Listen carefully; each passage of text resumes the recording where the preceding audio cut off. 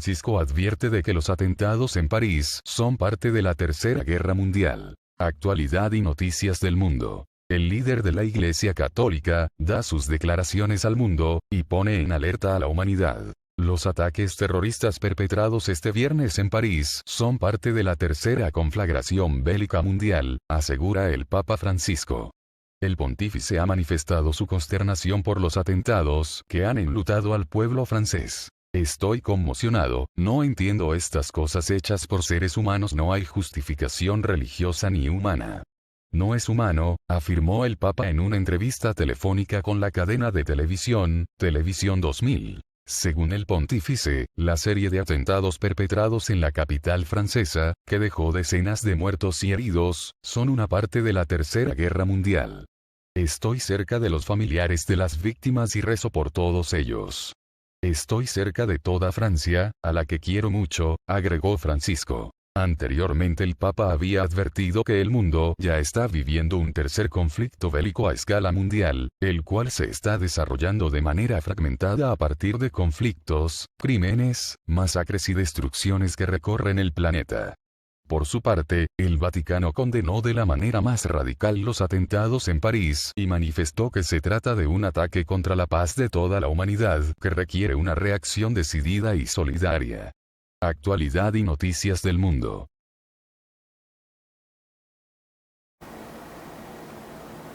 De fato, ouvimos e vimos o depoimento do Papa, que chegou nestes últimas semanas a contar ou a confessar que nós estamos vivendo uma terceira guerra mundial aos pedaços.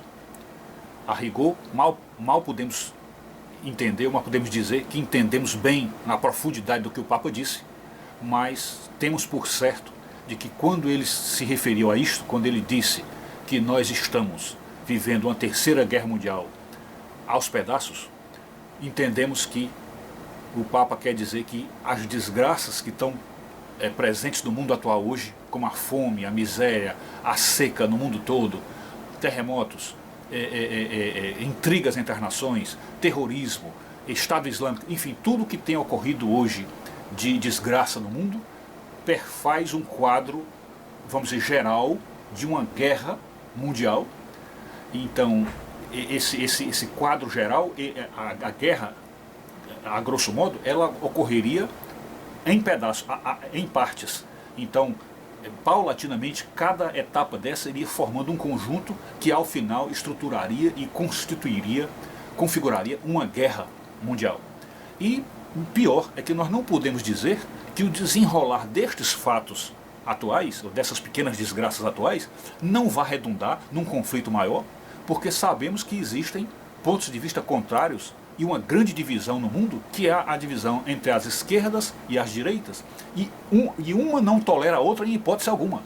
Como temos visto agora que a posição entre os Estados Unidos e Rússia, apesar da ausência da Guerra Fria, que não há mais a Guerra Fria, mas apesar disso, o que a gente observa é que as posições entre Rússia e Estados Unidos continuam sendo diferentes, ao ponto de, num local onde os Estados Unidos querem tirar um presidente, a Rússia quer manter esse presidente.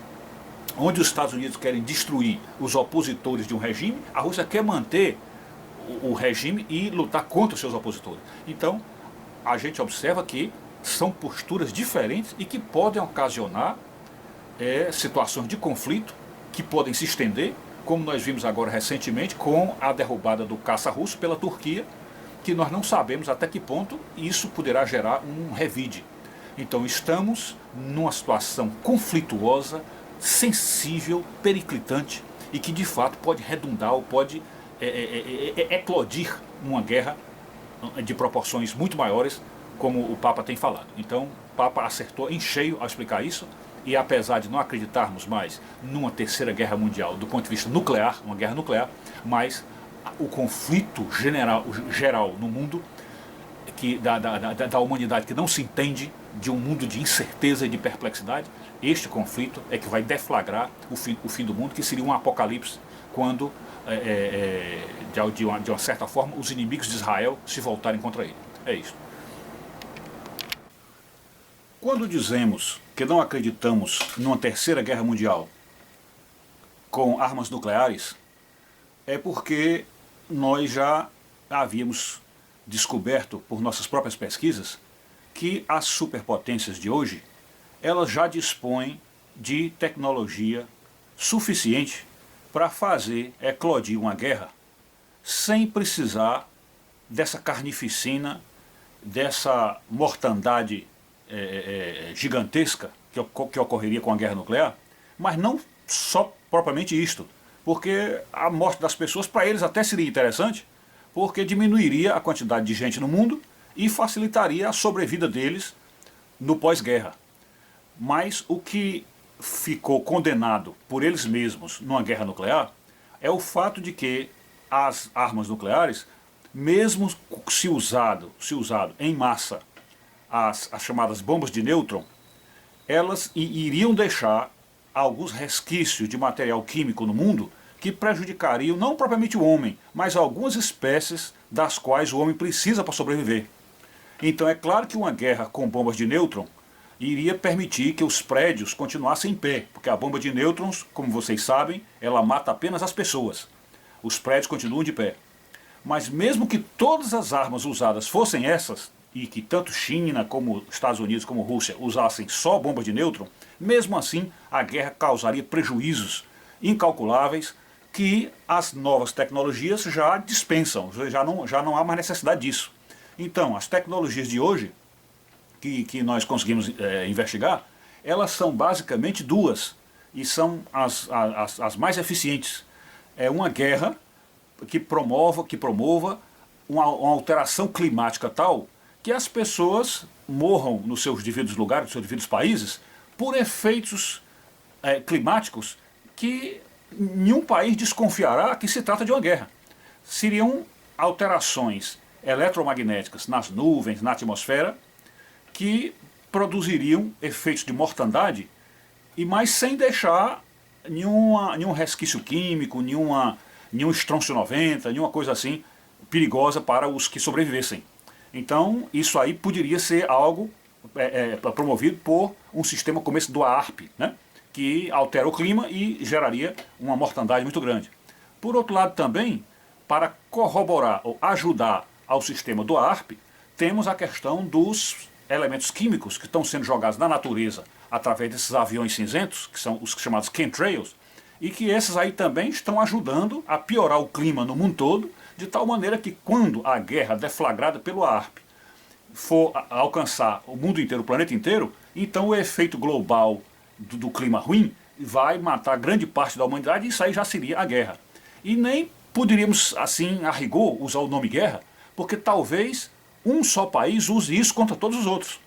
Digamos, os Estados Unidos tiver isso, arma dessa, talvez ele use isso, destrua todos os outros e ele se mantenha. Ou a Rússia faz isso, ou a China fizesse isso, mas não como uma guerra deflagrada uns contra os outros. Esse é um outro aspecto. E a outra arma que poderia ser usada é mais essa arma, questão de uma pandemia, ou seja, uma epidemia de algum tipo de vírus, algum tipo de doença transmissível universal, e que erradicaria a humanidade, as pessoas, e só restariam aqueles que estivessem protegidos, ou por antídotos, ou por algum ambiente incontaminado, e que equivaleria, por exemplo, a uma epidemia global de um ébola, um vírus pior do que um ébola, ou ainda, como alguns dizem, seria uma espécie de uma super varíola, que também seria incapaz de ser contida, a não ser por aqueles que tivessem já o antídoto nos seus subterrâneos. E ainda tem uma outra doença, dessas muito terríveis que estão falando agora, que até reativa a noção, a ideia de um apocalipse zumbi, que é a epidemia de raiva, ou seja, da hidrofobia. Então seria uma modificação tão drástica nesse vírus da raiva que as pessoas se autodestruiriam e, enfim, os que restassem seriam canibais e se matariam uns aos outros, e o que ficasse fora disso, ou fora desse contexto de desgraça, seriam aqueles que iriam usufruir desse novo, entre aspas, mundo que iria surgir após esse conflito. Então, é isso. Nós não temos outra crença a respeito do fim do mundo a não ser essa. E quando falamos dos inimigos de Israel, é porque toda a intenção do mundo, toda a intenção secreta dos inimigos de Deus é destruir Israel, de tal maneira que quando Jesus voltasse, não haveria mais o seu povo eleito para o receber.